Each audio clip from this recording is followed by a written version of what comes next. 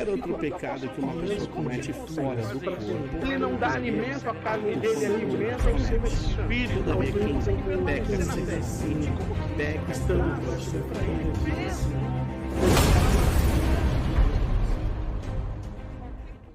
Então, é essa a ideia. Por isso que o eunuco ele já entra no batismo cristão, apesar da brevidade relatada na palavra de Deus acerca do seu discipulado. Entende? É uma palavra tão rica de contexto, né, que entra bem nesse período, né, de transformação da igreja, de perseguição da igreja, aonde uns pensam que a igreja vai acabar e, pelo contrário, ela cresce, né, ela fica enorme.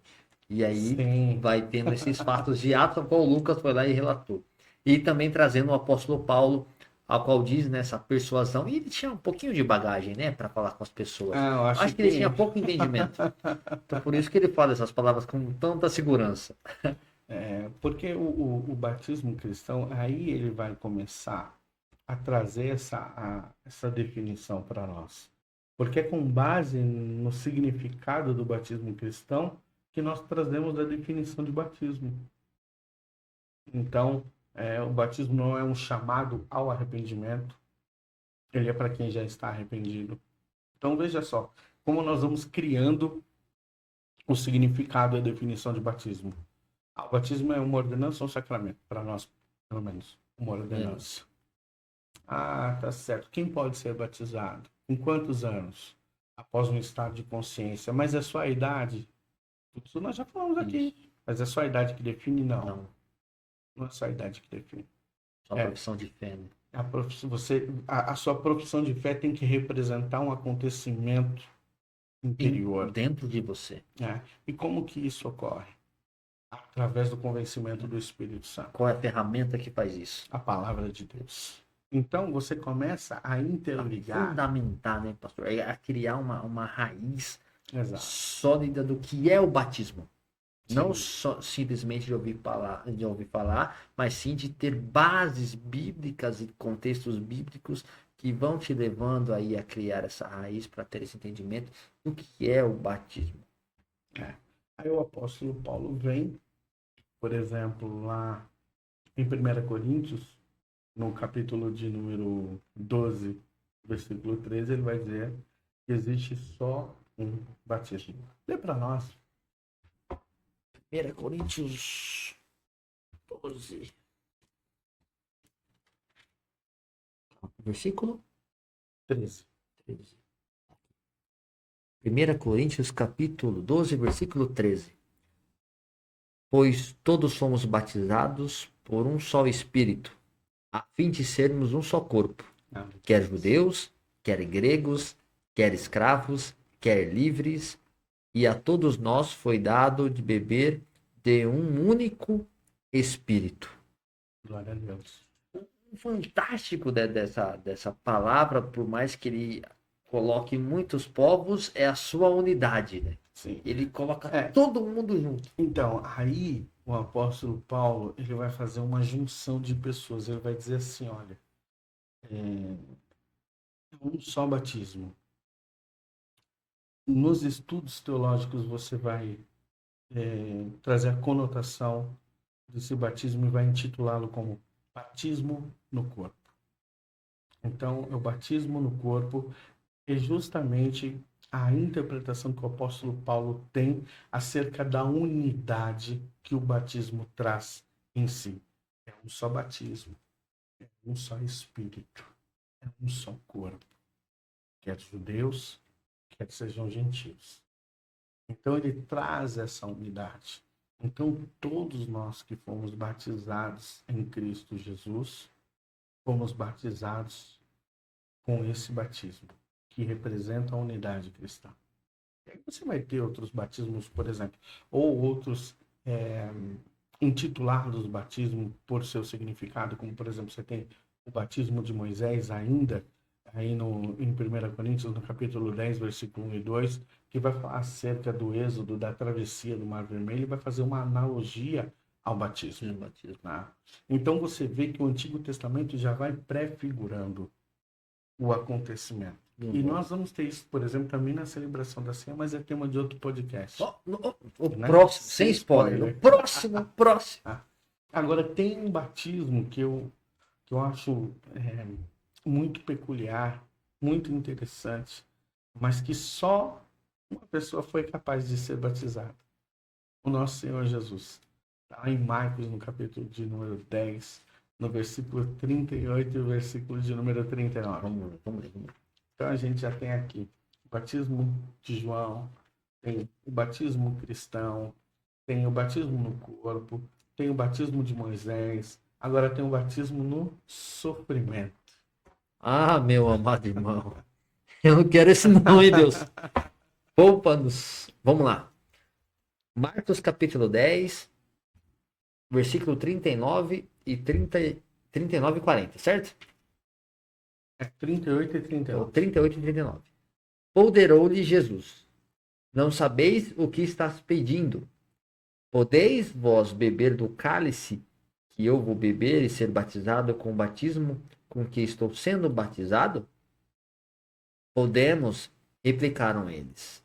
Então Jesus revelou: se beberes o cálice que eu bebo, e de fato recebereis o batismo com que eu sou batizado. Esse é o batismo no sofrimento. Então, nosso Senhor Jesus, além de ser batizado por João, e depois a gente pode aí, a título de curiosidade, explicar por que foi necessário que Jesus fosse batizado, se o batismo de João era um chamamento ao arrependimento, por que ele precisou ser batizado? Mas antes de entrar nisso, continuando aqui o texto que nós lemos, que fala acerca do batismo no sofrimento, é a ideia do batismo que Jesus enfrentou e esse batismo que ele enfrenta no sofrimento, a fim de, em nosso lugar, padecer, para que nós pudéssemos ser alcançados pela graça de Deus. Então, às vezes as pessoas olham, por exemplo, que o texto fala de cálice, e às vezes as pessoas elas acreditam, por algum motivo, não sei se por uma quantidade enorme de pregações da palavra de Deus, que o cálice está associado ao sofrimento da cruz. E que aquele sofrimento da cruz é o cálice que Jesus precisava beber. E por esse motivo que ele ora ao Senhor, se possível for, afasta de mim esse cálice, para que o afastasse do sofrimento. E como esse batismo é intitulado de batismo no sofrimento, eu acho importante, tendo em vista que ele mencionou a história do cálice, eu acho importante trazer para os irmãos, não querendo fugir da nossa temática de batismo, mas para que possam compreender que quando Jesus está naquele momento de sofrimento, e quando ele está falando acerca do cálice, ele não está se referindo ao sofrimento da cruz. Não é isso que o apavora. O que o apavora é o abandono. Porque ele seria abandonado por Deus na cruz do Calvário. Porque para que ele pudesse receber nele toda a ira de Deus que era destinada para nós. Porque dentro da concepção de salvação, dentro das diretrizes de Deus acerca dos seus atributos, porque Deus é santo, porque Deus é justo, onde existe pecado, Deus não pode habitar. O texto, por exemplo, de Isaías vai dizer que o nosso pecado faz acepção entre nós e o nosso Deus. Então veja você o que está acontecendo. Haja visto que existia a necessidade da justificação do pecado. No próprio livro de Isaías, a palavra do Senhor diz que Deus achou por bem moer a Cristo em nosso lugar.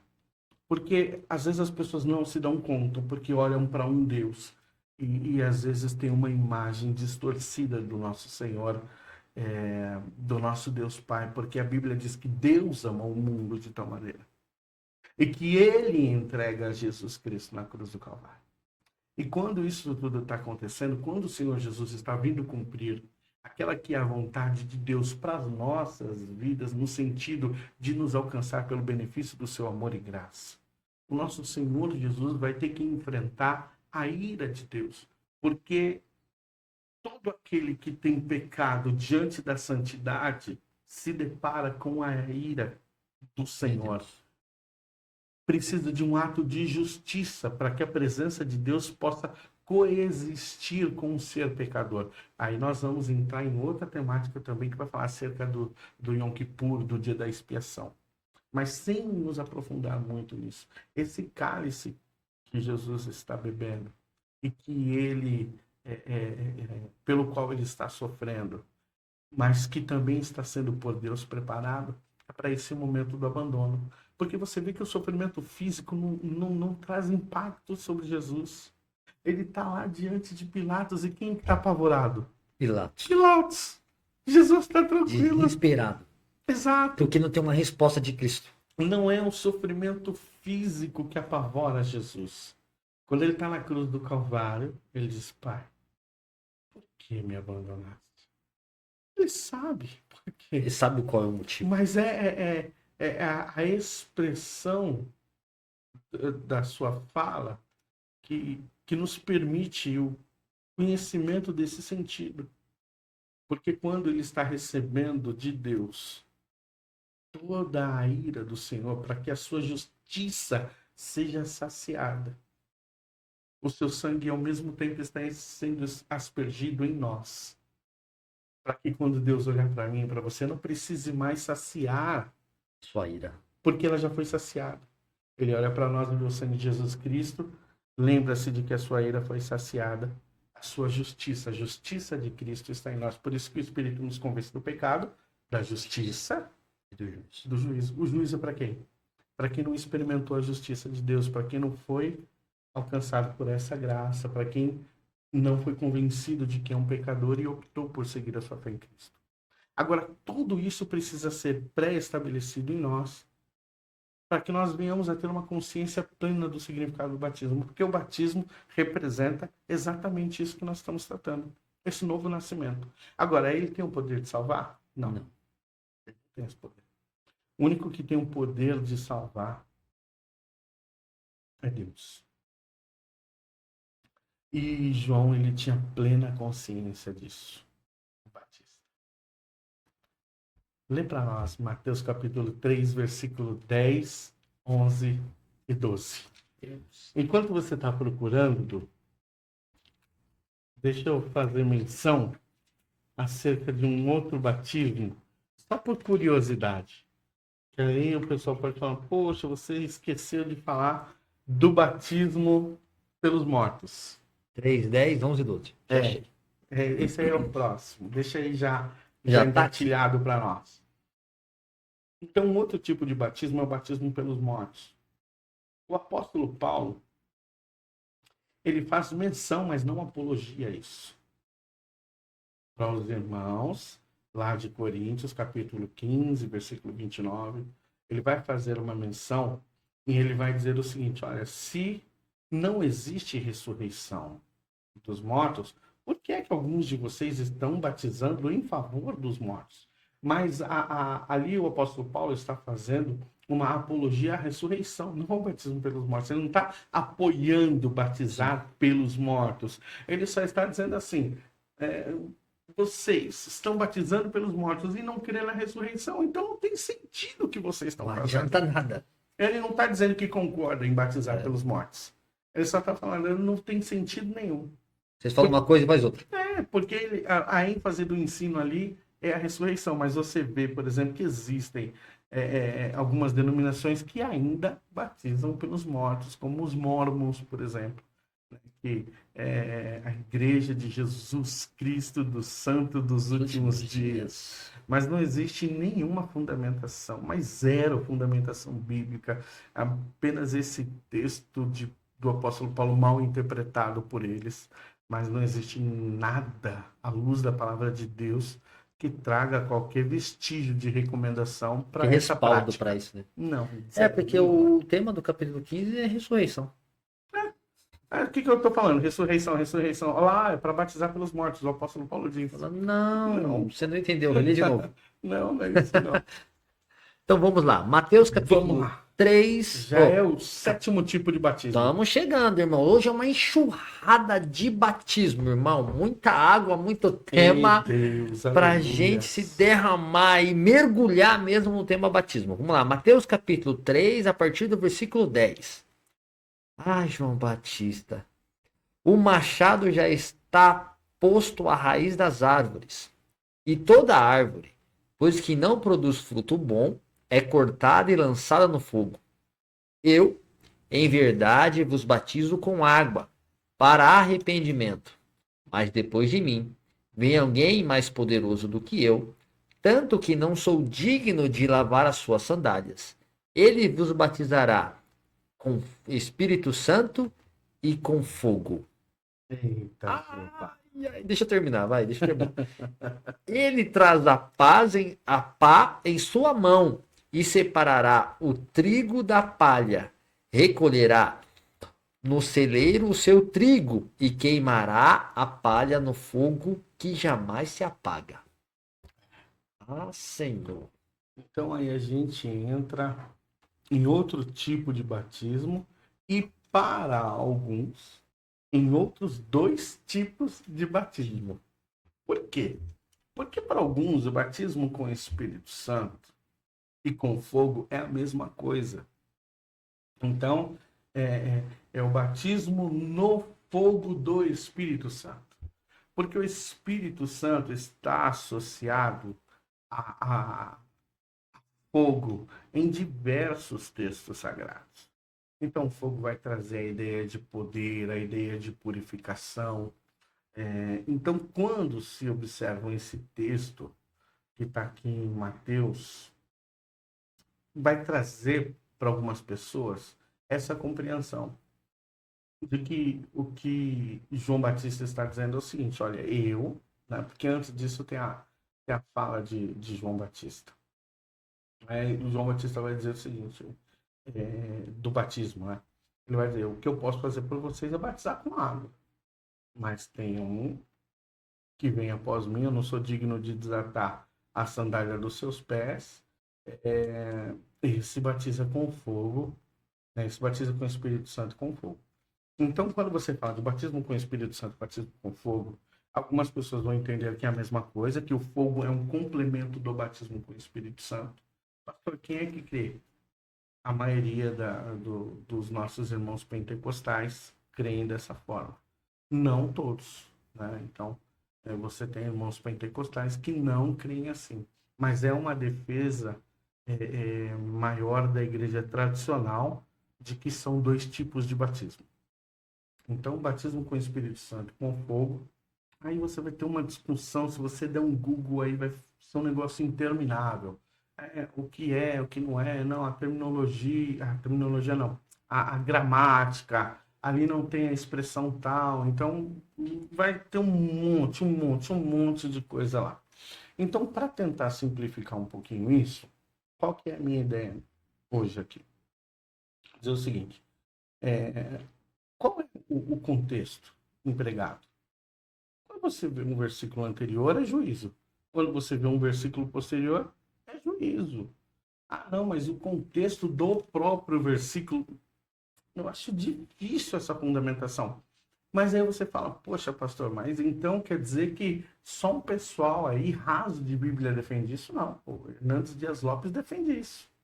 É um cara mais conceituado do que Hernandes Dias Lopes aqui no Brasil, que defende que o batismo com o Espírito Santo e com fogo é a mesma coisa, que um é complemento do outro. Ele está lá na igreja presbiteriana e defende isso. E também na igreja presbiteriana tem o tio Nico, que defende que é juízo. Então, assim, não é um fator determinante para a nossa fé. Existem interpretações distintas do texto. Então, alguns vão dizer que é o batismo com o Espírito Santo e com fogo é a mesma coisa. E outros vão dizer que o batismo com o Espírito Santo é uma coisa e batismo com fogo é outra coisa. Então, o batismo no Espírito Santo, ele tem uma ideia, e o batismo com fogo traz uma outra ideia.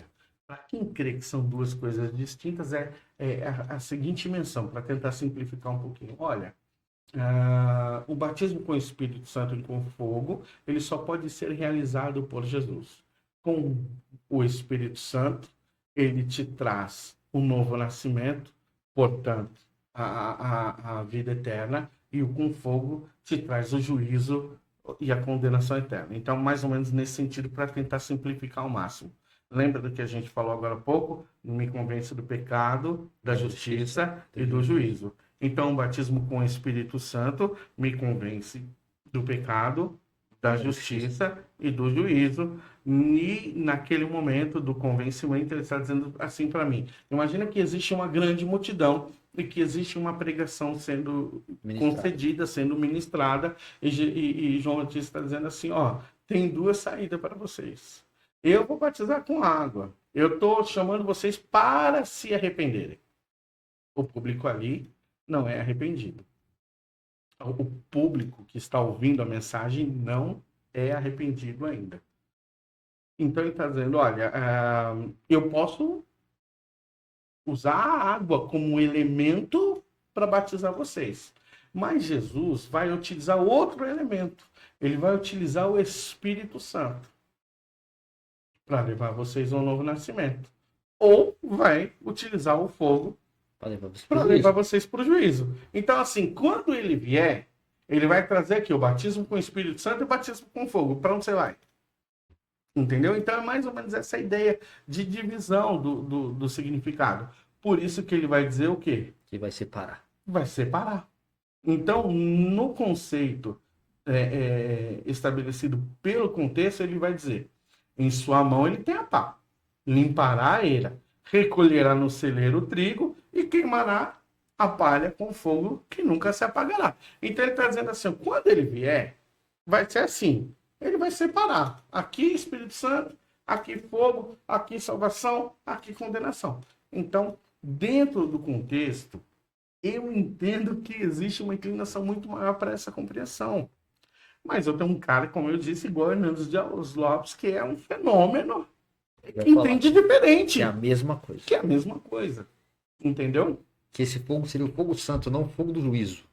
Que esse fogo, na verdade, é como se fosse uma extensão do complemento do significado do batismo com o Espírito Santo. Porque o fogo incendeia, purifica, e aí ele traz diversas definições sobre o significado do fogo e a associação dele com o Espírito Santo, dizendo que é aquilo que será inserido sobre a vida de todos aqueles que forem batizados no Espírito Santo. Entende? Só que aí quando você vai, por exemplo, para o batismo com o Espírito Santo, aí você já vai ter também outras duas linhas de pensamento. O batismo com o Espírito Santo como sendo um acontecimento que vem posterior ao ato salvífico, ou seja, a salvação. Então é como se fosse um upgrade que você faz na sua espiritualidade, na sua maturidade cristã. Então você foi lá, foi alcançado pela graça, agora você é salvo, está inserido no corpo, faz parte da igreja do Senhor Jesus. Mas aí você quer mais. Então você vai buscar, vai orar. E aí então chega um determinado momento que aí Deus vai lá e batiza, né? No caso, o Senhor Jesus, porque a Bíblia diz que quem batiza com o Espírito Santo é Jesus. Amém? Então é a Bíblia que diz. Então, eu acho que está certo. Aí acho que é consenso. Então, em determinado momento, o Senhor Jesus, por meio da sua palavra, batiza, então, com o Espírito Santo a pessoa, e agora ela tem um segundo momento Nossa, eu tenho dificuldade até de definição, porque eu acho que isso cai tão fora. Um momento mais próximo de Deus. Uma intimidade maior. Como se fosse um novo selamento do Espírito Santo. Mas eu não gosto de usar essa expressão porque o selar do Espírito Santo acontece no momento em que eu nasci de novo. Ele me selou com o Espírito Santo, que é o Espírito da promessa, que é a garantia da minha salvação. Então, eu acho que selamento também não fica bom. Enchimento com o Espírito Santo também não fica bom, porque não é esse o significado. Então, uma segunda experiência, um diferencial, alguma coisa do gênero. É uma linha bem mais voltada para o pentecostalismo, isso, e às vezes a pessoa fala, você não é pentecostal, eu sou pentecostal, creio nos dons, creio no poder de Deus, creio no Espírito Santo, sou continuista, mas a minha visão de batismo com o Espírito Santo não é essa. Para mim, batismo, significado imersão, a imersão no Espírito Santo se dá no novo nascimento. Não tem nada maior e mais poderoso do que ser convencido pelo Espírito Santo do meu pecado, da justiça e do juízo de Deus. Então, aquele momento é o momento da minha imersão. Posterior àquilo, eu vou desenvolver minha maturidade cristã, eu vou buscar ser cheio do Espírito Santo através da obediência da sua palavra. Mas, na minha concepção, o batismo já aconteceu. Não vai acontecer. Não vai Mas, pastor, acontecer. muitas pessoas e denominações de cunho pentecostal, eles vão dizer que um novo nascimento só vai acontecer quando haver esse batismo ao qual o pastor estava relatando do Espírito Santo. Estaria, entre aspas, certo que o novo nascimento é o batismo com o Espírito Santo, mas em que momento acontece? E aí eles vão criar evidências para isso. Mas não. Aí já na verdade não seria um novo nascimento. Seria uma espécie de revestimento, não de novo nascimento para eles. É que esse revestimento, revestivos do Espírito Santo, né? Para que sejais revestidos de poder, essa é a ideia. Eu acho que a definição da terminologia seria mais aproximada do revestimento. E aí esse revestimento confere poder, confere ali uma nova medida do Espírito Santo, e a partir dali, então, evidências acompanham esse chamado batismo, né, para os nossos irmãos em Cristo Jesus que creem dessa forma. Eu já tenho dentro do meu conceito que, na verdade, o poder que recebe é o poder que está em Atos dos Apóstolos. Sem fugir da Bíblia. Eu não tenho problema nenhum em admitir tudo que a Bíblia vai falar para mim. Nenhum. Mas é que lá em Atos dos Apóstolos diz que eles vão receber um grande poder para serem testemunhas. Então, o poder é para ser testemunha. Para ser testemunha, qual é o tipo de poder que você usa? Tem alguma associação com dons? Nenhuma, zero. O poder para ser testemunha é o poder de conseguir suportar a adversidade independente do seu tamanho, sabe? Estou sendo perseguido, que a igreja era perseguida, os irmãos martirizados, os bens eram confiscados, então elas recebiam poder para, independente de ir para o martírio, independente de ter bem confiscado, independente da perseguição, independente do que é que pudesse acontecer, eles recebiam poder para suportar todas essas adversidades e continuarem testemunhando de Cristo Jesus. Então, lá em Atos dos Apóstolos é o que diz. Né? Agora, mas e o que você fala acerca de falar em línguas? Aí é outro tema. Aí a gente tem que começar de novo, vai para dons, né? Aí já aí não dá, né, irmão? Batismo, depois ceia, depois dons, aí... Vamos chegar lá.